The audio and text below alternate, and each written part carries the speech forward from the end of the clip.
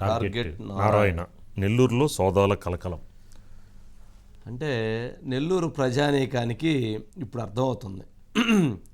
విజయసాయిరెడ్డి గారు ఉత్తరాంధ్ర వెళితే ఉత్తరాంధ్రలో ఏం జరిగింది, అట్లాగే ఆయనకి సోషల్ మీడియా బాధ్యతలు లేక ఇతర బాధ్యతలు అప్పచెబితే ఏం జరిగింది, ఆయన ఢిల్లీ వెళితే ఢిల్లీలో ఏం చేశారు అనేది ఇప్పుడు నెల్లూరు ప్రజానీకానికి అర్థమవుతుంది. ఎందుకు అర్థమవుతుంది ఏంటి?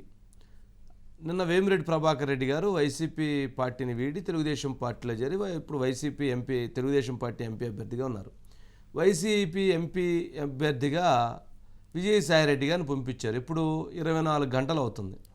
24 గంటలకు గడవక ముందే నెల్లూరులో నారాయణ విద్యా సంస్థల నారాయణ పైన, నారాయణ కుటుంబ సభ్యులపైన, నారాయణ ఉద్యోగులపైన పోలీసులు దాడులు చేశారు. పోలీసులు ఇళ్ల మీద పడి దాడులు చేశారు. జనరల్గా పోలీసులకి ఆ హక్కు ఎంతవరకు ఉంది, ఏ అంశాల్లో ఉండిద్ది, ఇదొక సబ్జెక్టు. దాడులు చేశారు. అదేవిధంగా అనేక మంది వ్యాపారస్తులపైన దాడులు చేశారు. ఆ దాడులు చేసినటువంటి అంశం ఎవరిది? సరే, ఎందుకు చేశారు అంటే నెల్లూరు నారాయణ కాలేజీలకు సంబంధించి నారాయణ గారి అల్లుడు పుత్తిను వాహనాలు కొన్నారట, బస్సులు. ఆ బస్సులు కొన్నటువంటి దాంట్లో ట్యాక్స్ ఎగ్గొట్టారట. దానికి రవాణా శాఖ అధికారులు కంప్లైంట్ ఇచ్చారంట. కంప్లైంట్ ఇస్తే రవాణా శాఖ అధికారులు కంప్లైంట్ బేస్ చేసుకొని నెల్లూరు పోలీసులు మొత్తం నారాయణకు సంబంధించినటువంటి వాళ్ళ ఇళ్ల మీద దాడులు చేసి రైడ్స్ చేసి అక్కడ 1,80,00,000 రూపాయలు పట్టుకున్నామన్నారు. ఆ 1,80,00,000 రూపాయలు పట్టుకుంది ఎవరి దగ్గర అంటే సింహాపురి స్టీల్స్ అని, సింహాపురి ఐరన్ షాప్స్ అని ఎవరో ఆర్యవైశ్యులు వాళ్ళ దగ్గర ఆ డబ్బులు తీసుకొచ్చి అని చెప్పని ఆడ పెట్టారు. అసలు ఆశ్చర్యం ఏంటంటే, నీకు డాక్యుమెంట్స్ ఏమన్నా కావాలి అంటే డాక్యుమెంట్స్ ప్రొడ్యూస్ చేయమంటే ప్రొడ్యూస్ చేస్తారు. లేదు, డాక్యుమెంట్స్ ప్రొడ్యూస్ చేయకపోతే అప్పుడు మీరు ఆ కార్యాలయం మీద ఏదైతే ఉందో ఆ కార్యాలయం మీద పెట్టవచ్చు, లేదా 41 నోటీస్ ఇచ్చి పిలవచ్చు. కానీ ఇళ్ల మీద పడి దాడులు చేసి ఇళ్లల్లో వాళ్ళది లూటీ అదే దౌర్జన్యంగా అవన్నీ తనిఖీలు చేసే ప్రయత్నం జరుగుతుందంటే అసలు ప్రజాస్వామ్యంలో ఏం జరుగుతుంది? నెల్లూరు ప్రజలు గమనించాల్సిన అంశం ఏంటంటే, బాబు నాయన, మీ నెల్లూరు నుంచి వచ్చినటువంటి విజయసాయిరెడ్డి గారి పుణ్యాన ఉత్తరాంధ్ర మొత్తం ఇలాంటి పరిస్థితిని ఎదుర్కొంది. నిన్నటి వరకు రాష్ట్రంలో అనేకమైనటువంటి పరిస్థితులు, అనేక మంది ప్రజానీకం ఇలాంటివి ఎదుర్కొన్నారు. మరి ఇప్పుడు ఆయన నెల్లూరు వచ్చి 24 గంటలు గడవక ముందే నెల్లూరులో ఎటువంటి పరిస్థితులు ఎదురవుతున్నాయో గమనించుకుంటే ఆయన ఢిల్లీలో ఏం చేశాడు, రాష్ట్రంలో ఏం చేశాడు, ఉత్తరాంధ్రలో ఏం చేశాడో వాళ్ళకి అర్థమైద్ది. పోలీసు వ్యవస్థ ఉంది కదా అని, అధికారం ఉంది కదా అని ఇంతటి దౌర్జన్యం చేసేటువంటి హక్కు, ఈ రకమైనటువంటి పరిస్థితులు చేసేటువంటి హక్కు పోలీసులకి లేదు.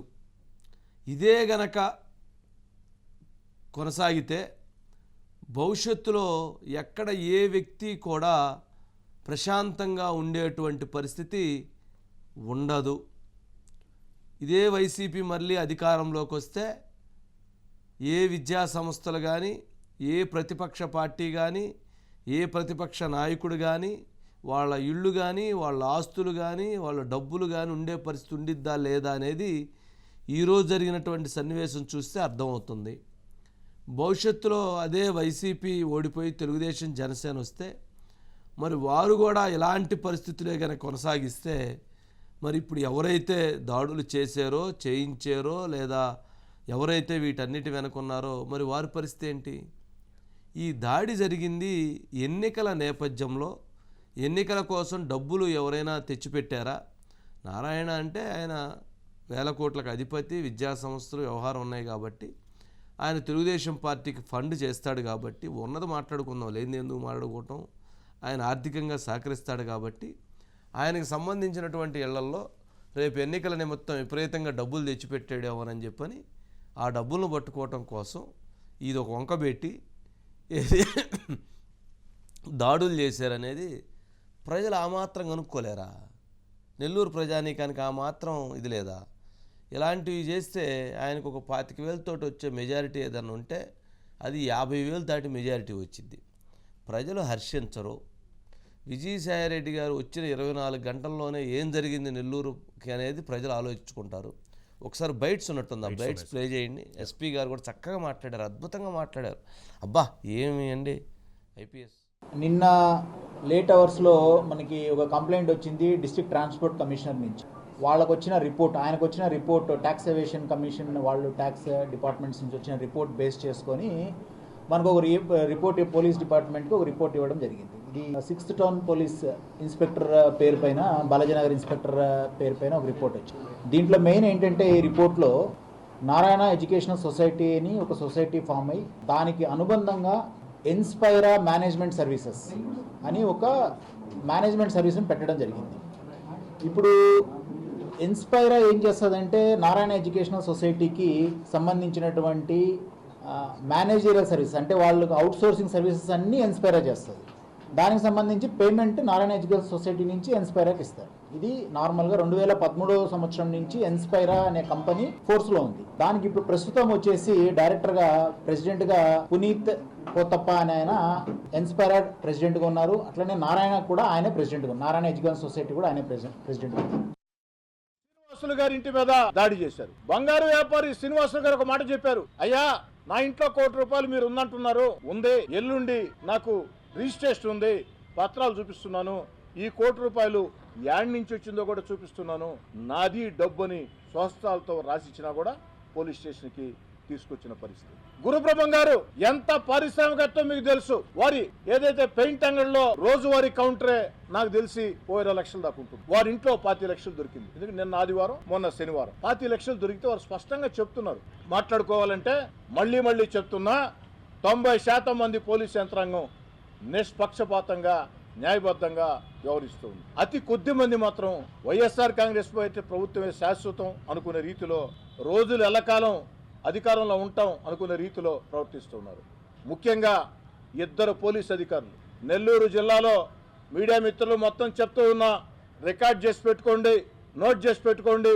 2 పోలీస్ అధికారులు అధికార పార్టీ ఏజెంట్లుగా మారి వారు వేసుకున్నది కాకి యూనిఫార్మా లేదా వైఎస్ఆర్ కాంగ్రెస్ పార్టీ కండువానా అన్న తేడా లేని రీతిలో 2 పోలీస్ అధికారులు నెల్లూరు జిల్లాలో ఇష్టారీతిగా ప్రవర్తిస్తూ ఉన్నారు. యా ఏం దినకర్? నమస్కారం వంశీ గారు. యా నమస్కారం దినకర్. ఏంటి మొత్తానికి విజయసాయిరెడ్డి గారా మజాకా అనిపించారా? నెల్లూరులో అడుగుపెట్టిన 24 గంటల్లోనే మొత్తానికి చెమటలు పుట్టిస్తున్నట్లున్నారు అందరినీ కింద నుంచి పైదాకా. మరి మీరు నెల్లూరు నుంచి వచ్చిన విజయసాయిరెడ్డి గారు రాష్ట్రంలో ఉత్తరాంధ్రలో మరి ఎంత దడదల్లాడిచ్చుంటారు అనుకున్నావు? ఇప్పుడుదా మీకు తెలవదట్టుంది, నెల్లూరు వస్తే కానీ తెలవలేదా మీకు? అవును వంశీ గారు, మీరు చెప్పినట్టు విజయసాయిరెడ్డి లేదంటే చాలా సాఫ్ట్ గా పైకి టచ్ చేసుకొని డిగ్నిఫైడ్ గా గుడ్ బాయ్ లా కనిపిస్తాడు. కానీ అతనిలో చాలా వైలెంట్ యాంగిల్స్ ఉన్నాయని చెప్పారు. జస్ట్ ఎంట్రీతోనే మీరు అన్నట్టు 1 రోజు 2 రోజులతోనే చూపిస్తూ ఉన్నాడు. ముఖ్యంగా ఇక్కడ నాకు కొంత సమయం ఇస్తే స్పష్టంగా వివరంగా చెప్పాలి. ఎందుకంటే అసలు మనం ఆంధ్రప్రదేశ్ లో ఉన్నావా, ఆఫ్ఘనిస్తాన్ లో ఉన్నావా? ఆఫ్ఘనిస్తాన్ లోనే కొంచెం బెటర్ గా ఉంటుందేమో అసలు ఆయన పూర్తిగా పొజిషన్ అయితే. ఎందుకంటే వంశీ గారు అసలు ఒకే అంటే తెలుగుదేశం పార్టీను జనసేనకు సంబంధించో సమావేశాలకు సభలకు వెళ్తే, అంటే వాళ్ళ అభిమానం కొద్దీ వాళ్ళు పని చేస్తే వాళ్ళని టార్గెట్ చేయడం, అది రోడ్ సైడ్ టిఫిన్ బంకు నడుపుకునేవాడైనా సరే, లేదనుకుంటే ఇప్పుడు ఆయన సింహపురి హార్డ్వేర్స్ అయినా సరే, బంగారం షాప్ అయినా సరే, ఎవరైనా సరే వాళ్ళ ఇళ్ల మీద దాడులు చేయడం. ఇక్కడ మొదటగా విజేతారెడ్డి విషయం ప్రస్తావిస్తే, ఆమె వాళ్ళ హస్బెండ్ చనిపోయినప్పుడు కూడా పాలిటిక్స్ లో యాక్టివ్ గా ఉంటున్నారు, జెడ్పీటీసీగా కొనసాగారు, తర్వాత తెలుగుదేశం పార్టీ అభిమానంతో పనిచేస్తూ ఉన్నారు తెలుగుదేశం పార్టీ వైపు నుంచి. ఆ మహిళ ఇంటికి తెల్లవారుజామున 6 గంటలకి ఒక్క మహిళా హోమ్ గార్డ్ కానీ, ఒక్క లేడీ కానిస్టేబుల్ కానీ లేకుండా దాదాపు ఒక 20-30 మంది పోలీసులు వెళ్ళి తలుపులు తెరవాలని చెప్పిన బలవంతం చేసి ఇళ్లలోకి చొరబడి ఇంకా బెడ్రూమ్స్, బెడ్లు మొత్తం అంతా చిందరబందరు చేసి, ఆఖరికి కిచెన్ లో ఉప్పులు పప్పులు డబ్బాలు కూడా వెతికి 25,000 రూపాయలు సక్సెస్ఫుల్ గా పట్టుకున్నారు అక్కడ. అంటే ఎంత? వాళ్ళ పోలీసుల పక్షులు 25,000 రూపాయలు పట్టుకున్నారు. విజయం అంటే సాధించారు. 20 మంది పోయి తలా ఆ 25 మంది పోయి 25,000 25,000 పట్టుకున్నారు. ఆ. 25,000 రూపాయల కోసంగా విజేత రెడ్డి, ఎందుకంటే జగన్మోహన్ రెడ్డి విజేత రెడ్డి స్పెషల్ గా చెప్తున్నాం ఇక్కడ. సో విజేత రెడ్డి కూడా మహిళే, రెడ్డి సామాజిక వర్గమే.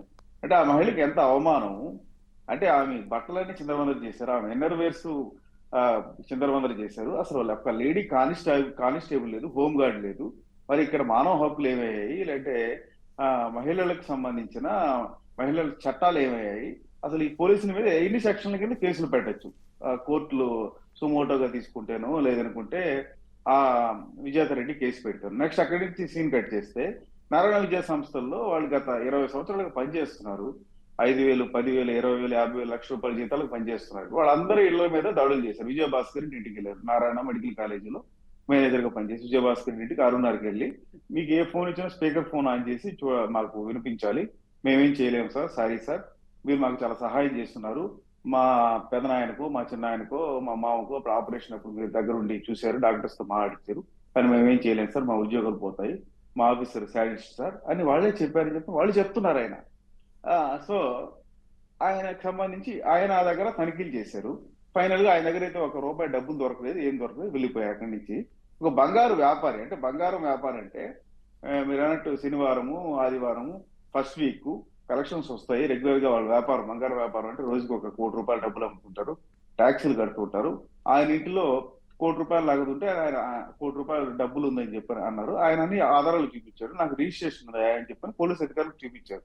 లేదు, నువ్వు పోలీస్ స్టేషన్ కి రావాల్సిందే, నువ్వు నారాయణ సైడ్ తిరుగుతున్నావు, స్టేషన్ తీసుకుని వెళ్ళారు. అక్కడి నుంచి ఇతను కాపు కమ్యూనిటీ, అక్కడ విజేత రెడ్డి అయిపోయింది, ఇక్కడ బలిజి క్యాస్ట్ అయిపోయింది. నెక్స్ట్ ఆర్యవైశ్య సిటీ గారి దగ్గరకు వచ్చారు, సింహపురి హార్డ్వేర్స్. ఆయన ఇంటికి వచ్చి ఆయన కూడా దాదాపుగా నెల్లూరు జిల్లా కేంద్రంలో వ్యాపారం చేస్తున్నారు గత 50-70 సంవత్సరాలుగా.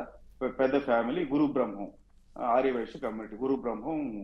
ఈయనింటికి వచ్చి ఇక్కడ తనిఖీల పేరుతో 25 లక్షల రూపాయల డబ్బుల్ని స్టేషన్ కి రావాలని చెప్పని ఒక 1 డే మొత్తం స్టేషన్ లో కూర్చోబెట్టారు. ఆయన చెప్తూ ఉన్నారు, మరి హార్డ్వేర్ బిజినెస్, మీ పోలీసులు ఇళ్లకి, అంటే మీ డిఎస్పీలు, సిఏలు, ఎస్ఐ ఇళ్లకి మా దగ్గర నుంచి వస్తువులు వెళ్తుంటాయి, మీరే కొంటుంటారు కదా, మీకు తెలుసు కదా సార్, మేమేం చేయలేము సార్, ఇది పైనుంచి ఆర్డర్స్ సార్, ఇవి ఎస్పీ చెప్పాడు, డిఎస్పీ చెప్పాడు, పేరు మాత్రం మెన్షన్ చేయలేదు, కానీ వాళ్ళు మమ్మల్ని ఇబ్బంది పెడుతున్నారు సార్, మేమేం చేయలేము సారీ అని చెప్పని ఆ డబ్బులు తీసుకునేవాళ్ళు. మొత్తంగా సక్సెస్ఫుల్ గా ₹1,80,00,000.